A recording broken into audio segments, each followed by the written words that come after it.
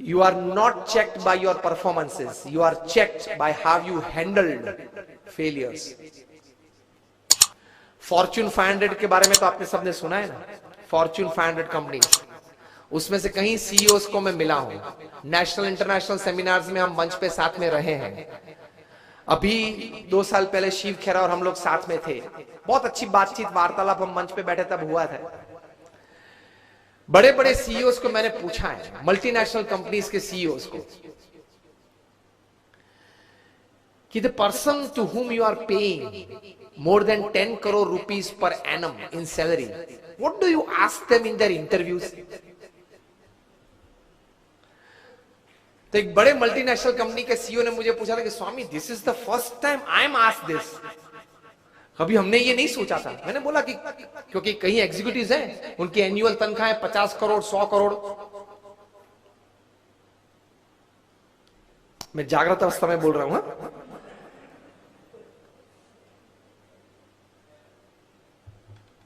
ये बहुत बड़ी सॉफ्टवेयर बनाने वाली कंपनी है।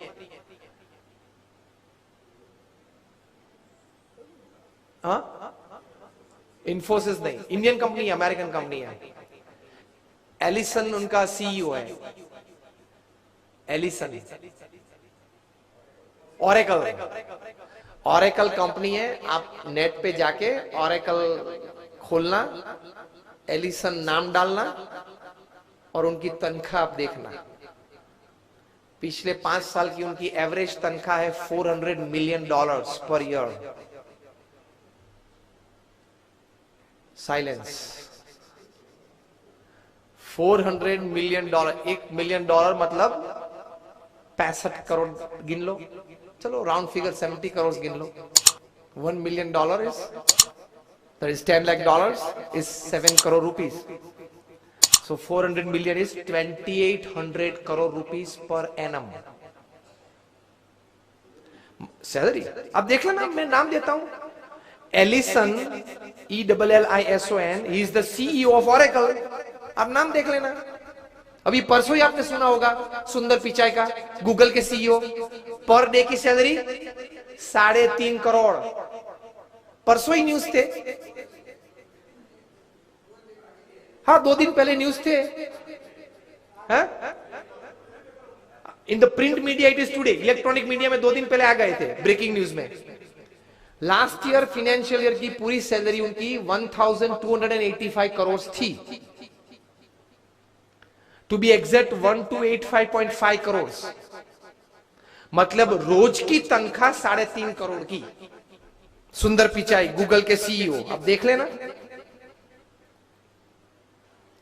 मैंने इनको पूछा, इनकी एमएनसी की टर्नओवर थी 2.5 लाख करोड़ की।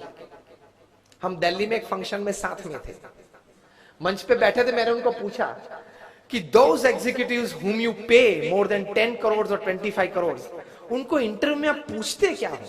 क्योंकि उनके पास डिग्रीज तो एक्स्ट्रा ऑर्डिनरी है। He is a double MBA from LSE और हार्वर्ड। एकेडमिक्स तो पूछना नहीं है। इतनी बड़ी तनख्वाह देते हो तो वो 10-15 साल का अनुभव तो है उसको। 10-15 साल में उसने 50,000 करोड़ 1 लाख करोड़ मैनेज किए हैं, हर साल टर्नओवर किया है। ऐसी कंपनीज में ही बड़ी बड़ी पोजीशंस में वे रहे हैं। तो उनको नेटवर्किंग में पूछना नहीं है, एडमिनिस्ट्रेशन में पूछना नहीं है, HR में पूछना नहीं है, मैनेजमेंट में पूछना नहीं है, ग्रोथ के बारे में आपकी क्या सोच है वो पूछना नहीं है। आप पूछते क्या हो उनको इंटरव्यू में? उन्होंने मुझे एक बहुत अच्छी बात बताई कि स्वामी जी, इन कक्षा के लोगों को, जिनको हम ये प्रकार की तनख्वाह देते हैं, उनको इंटरव्यू में एक ही प्रश्न पूछते हैं। I was like very surprised. मैंने बोला, एक ही प्रश्न पूछते हो? कहा? और उनका उत्तर वे 20-25 मिनट तक देते हैं, तभी उत्तर पूरा बनता है। That was more surprising. I said, what do you ask? He said, हम एक ही प्रश्न पूछते और ये पूछते हैं, describe a big failure in your life and how did you handle it? प्रश्न क्या पूछते हैं इन कक्षा के लोगों को? Describe a big failure in your life. आपके परफॉर्मेंस के बारे में हमें कुछ पूछना नहीं है कि मैं पहली कंपनी में था, वहां 200% सेल बढ़ा दिया, दूसरी कंपनी में था, वहां 500% ग्रोथ कर दिया। वो हमें नहीं सुनना है। वो था आप लोग सब जो यहां बैठे हो, जो इंटरव्यू वाले देने आए हो, जिनको हम ये तनख्वाह देने वाले, सबके पास ऐसी ऐसी परफॉर्मेंस स्टोरीज है, ये कॉमन है, ये हमको नहीं पूछना। पूछना क्या है? Describe a big failure of your life and how did you handle it. Simple.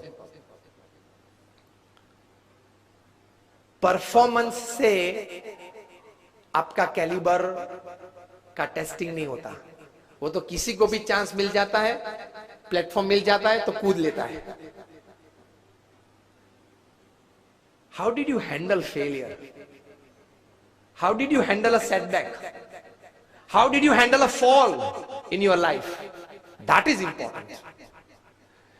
क्योंकि अब रूटीन में जब हमारी, अगर हमने आपको हायर कर लिया, रूटीन में हमारी कंपनी चलती होगी, तो आप तो अच्छा परफॉर्मेंस दिखाए नहीं वाले हो। लेकिन कंपनी में अगर बड़ी आफत आ गई तो आप क्या करोगे वो बताओ। बाकी तो आपकी जगह और कोई भी ये कंपनी चला लेगा। Isn't it a very important question? उसमें वो मल्टीनेशनल कंपनी के सीईओ ने मुझे बताया कि स्वामी, इसके उत्तर में उसको 20-25 मिनट हम देते हैं और उसमें भी हम ये जांच करते हैं कि किस प्रकार के विचार और प्रैक्टिसेस उसने अप्लाई किए, वो साइड में रखते हैं। किस प्रकार के एटीट्यूड्स उसने उस वक्त रखे, उस पे हम गौर रखते हैं।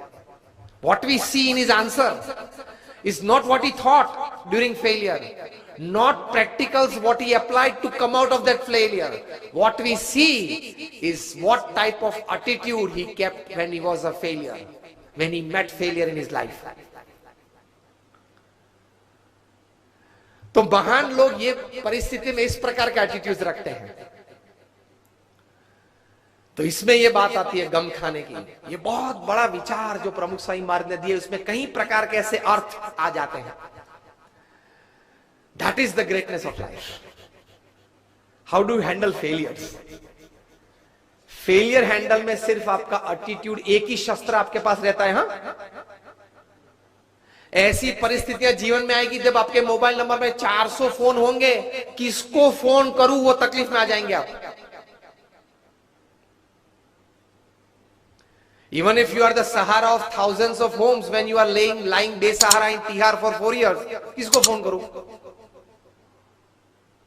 उनके मन में भी दिक्कत होगी ना कि अभी 4 साल से 10,000 करोड़ के रुपए के व्यक्ति तिहाड़ में है, किसको फोन करते होंगे वो? मोबाइल में तो होंगे 1000 से ज्यादा नंबर।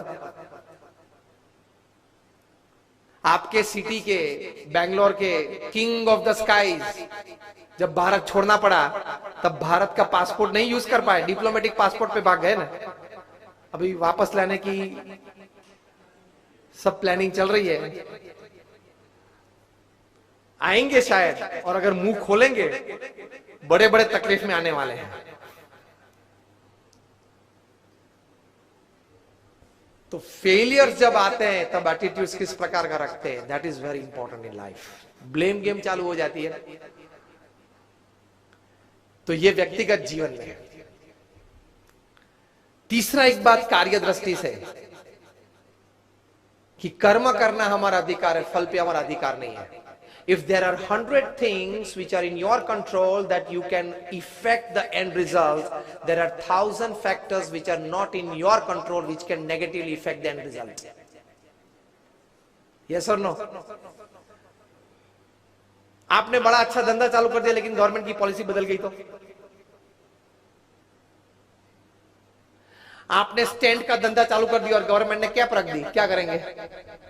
रख दी है, और कहीं कैप्स आने वाली है।